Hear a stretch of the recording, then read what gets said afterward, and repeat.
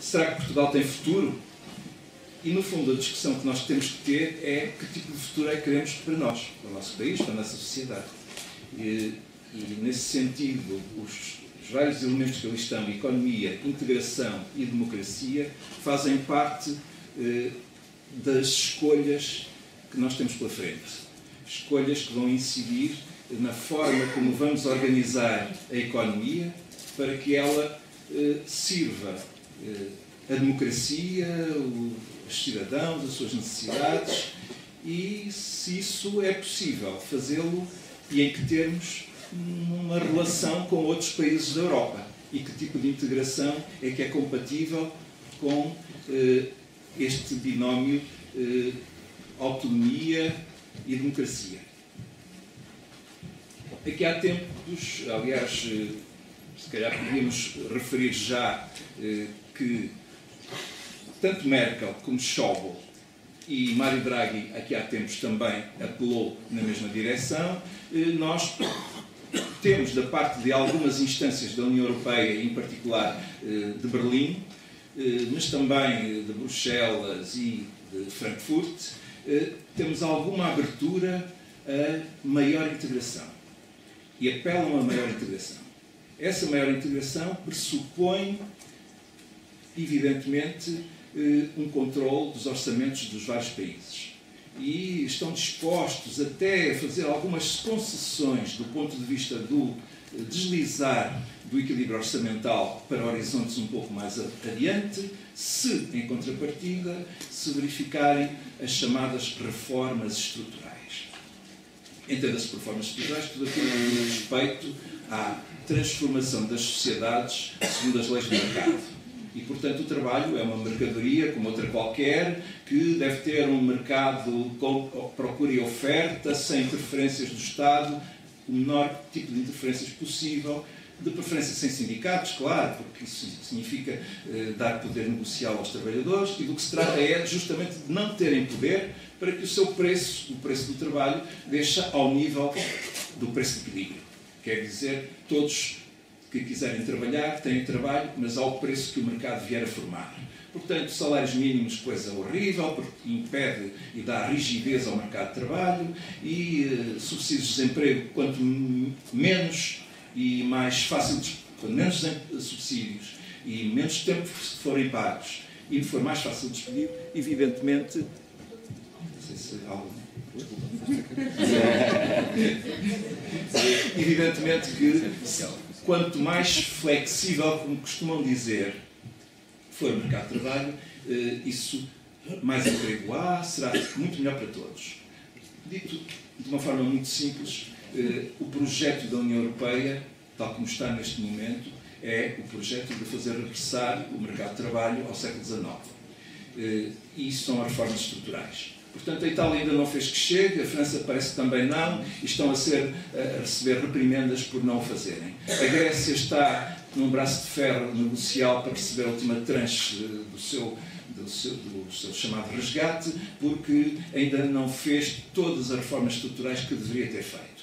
Portanto, temos aqui o apelo a um controle central a partir de Bruxelas, mas por trás, quem manda em Bruxelas são os economistas e os políticos dos países mais poderosos alinhados com esta ideologia.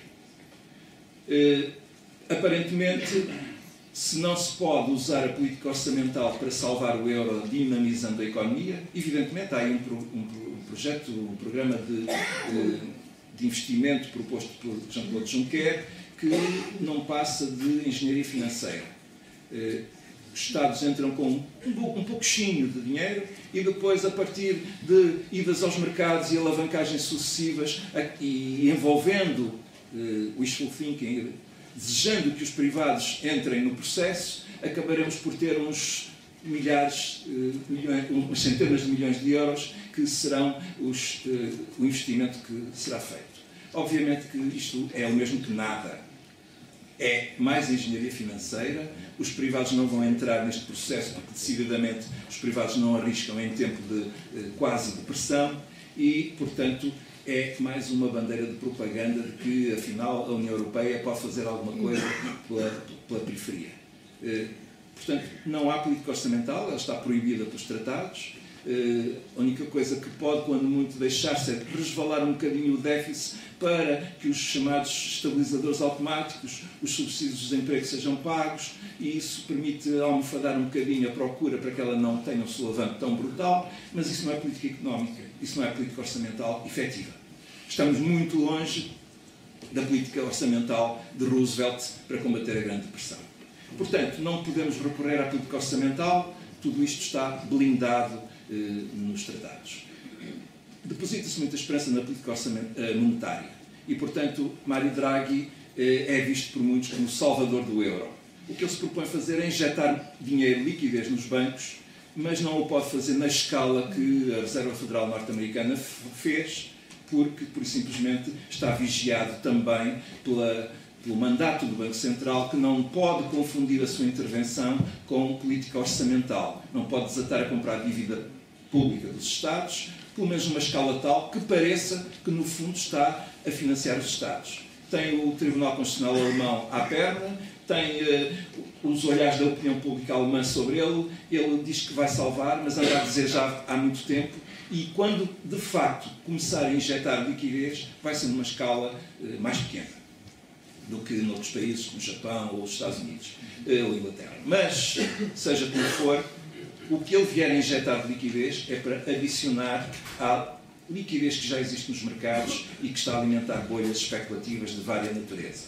Quer os ativos, ações, quer obrigações, quer imobiliário. Portanto, nós vamos ter, mais tarde ou mais cedo, um estouro destas bolhas e teremos uma nova crise financeira com falências de bancos. Assim sendo, não vamos ter, de facto, o euro amparado pela política orçamental. A Grécia, só pelo facto de ter decidido que vai antecipar eleições presidenciais no Parlamento, já desencadeou um processo especulativo contra a dívida grega. A coisa pode estender-se ao resto dos países. Portanto, a questão que se coloca é, e agora? Sem política orçamental e com a política monetária levada aos limites do possível, como é que nós podemos enfrentar um novo colapso financeiro com a Europa ainda mais endividada do que estava quando a dívida de 2008? Repararam que Juncker avisou a Grécia que não pode pensar em eleger Syriza. Mandou um recado para a Grécia dizendo que, vejam lá, tem um juízo. Isto é verdade. Mas já antes, há muito tempo antes, tinham dito a Papadopoulos que não podia fazer referendo nenhum. Portanto, a questão que se coloca é: os gregos têm ou não liberdade para decidirem fazer as suas escolhas? A Syriza vai enfrentar, quando chegar a hora, a sua vez, vai enfrentar esta questão. Como é que vamos lidar com esta pressão brutal da União Europeia e dos governos que estão por trás, nomeadamente Berlim? Como é que vamos enfrentar isto? Sendo certo que o Banco Central tem um poder enorme sobre as várias economias, porque basta dizer, mandar uma mensagem ao governador, agência do Banco Central no país, dizendo-lhe: olha, não há mais liquidez para os vossos bancos. E imediatamente ficam confrontados com uma decisão. E agora? O que fazemos? Saímos do euro? Ficamos nisto? Se ficamos, amochamos. Se saímos, ai meu Deus, saímos, mas a gente não tinha preparado o povo para isto. Portanto, e agora? E agora é a escolha entre estas três coisas. Temos aqui um trilema. Por um lado, pedem-nos maior integração e dizem-nos o futuro da União Europeia é mais integração. Mais integração, desde logo, orçamental. Vigiados os orçamentos, tutelados, os países entregam a gestão das suas contas a uma entidade que não é o seu Parlamento, o respectivo Parlamento.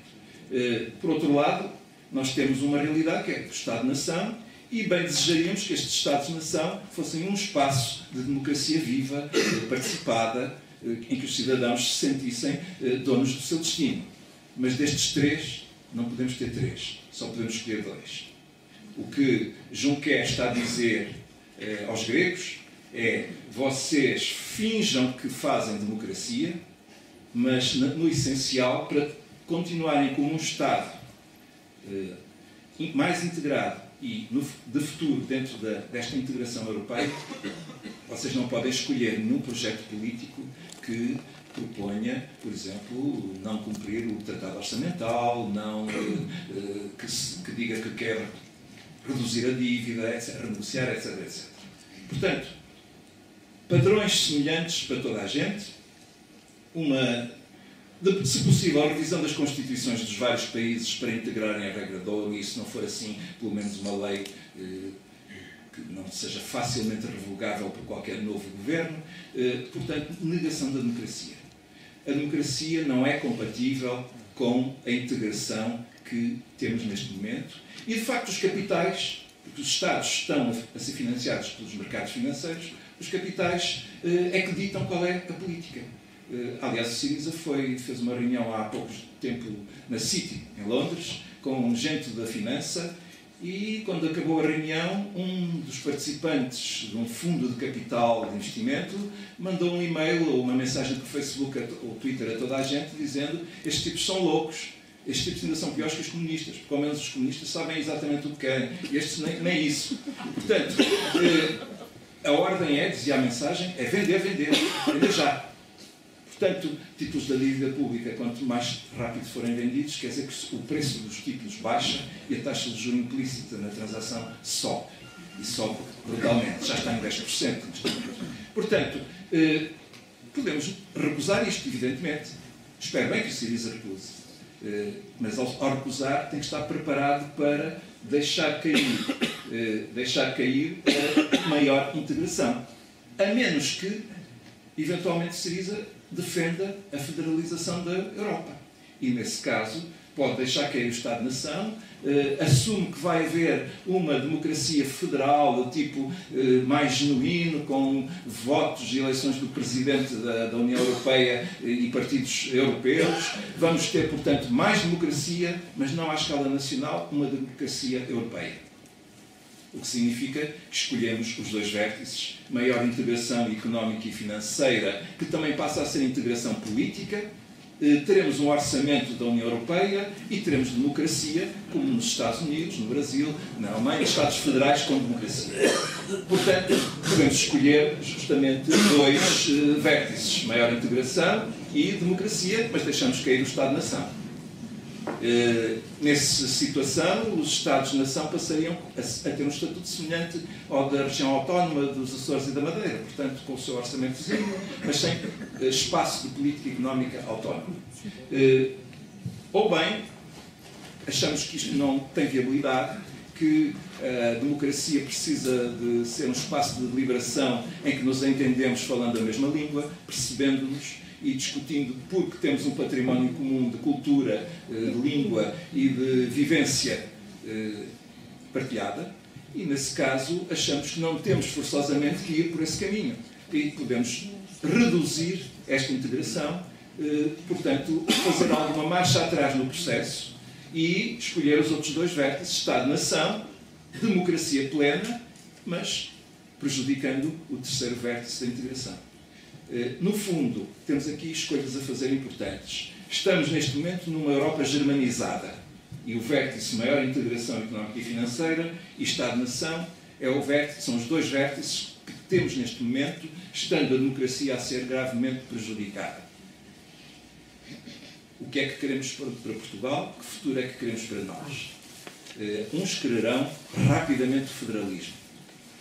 Eu sou um bocado cético sobre essa opção, porque não creio que seja viável genuinamente uma democracia com povos tão diferentes e com culturas e línguas tão diferentes. Para além disso, o máximo que podemos esperar do ponto de vista de desenvolvimento num Estado federal europeu é uma situação de região assistida em que algumas transferências poderão manter-nos, tal como Portugal mantém o seu interior a partir das transferências correntes, o litoral paga as pensões e alguma infraestruturação e salários dos funcionários que ficam na periferia.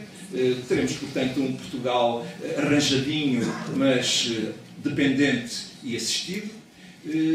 E não me parece que seja propriamente esse o futuro que queremos dar a um país que já tem quase 900 anos. Mas admito que haja gente que acredite bem disso, mas é preciso ter consciência que sem espaço para políticas económicas nós não teremos capacidade de desenvolvimento. Ficaremos uma região assistida. Ou bem, podemos escolher, e para terminar a minha intervenção, os outros dois vértices, e então podemos reconfigurar a União Europeia. Ou seja, estar dispostos a entrar num governo que, pura e simplesmente, rejeita toda esta chantagem e estarmos dispostos a recuperar a nossa democracia neste espaço que é o do Estado-nação Portugal, e a integração será aquela que for compatível com isto. O que pode significar acordos comerciais, mas, por exemplo, limitação de circulação de capitais especulativos e, no fundo, um projeto de convivência de União Europeia completamente reformulado, não com este tratado, mas uma União Europeia de cooperação e de paz entre Estados iguais e plenamente soberanos. Não excluo que isso seja compatível com alguma cooperação monetária, com uma moeda comum que não substitui, não é para substituir cada moeda, cada país terá a sua moeda própria, mas uma ligação a uma moeda comum bancária permite abrigar-nos de alguma especulação internacional, na medida em que os capitais e a especulação internacional não acede à moeda de cada país, tem que passar por essa moeda comum. E a regulação do comércio dos vários países, uns com mais excedentes, outros com mais déficits, permite acertos de taxas de câmbio com desvalorizações sempre que necessário acordadas entre os participantes dessa moeda comum. Cada país tem a sua moeda e ela está ligada a uma taxa de câmbio flexível a essa moeda comum. É uma hipótese de cooperação entre alguns países, aqueles que entenderem que esse é o caminho, mas é evidentemente outra coisa completamente diferente. Eu suponho que não demorará muito tempo a que sejamos confrontados com estas escolhas. E é tudo.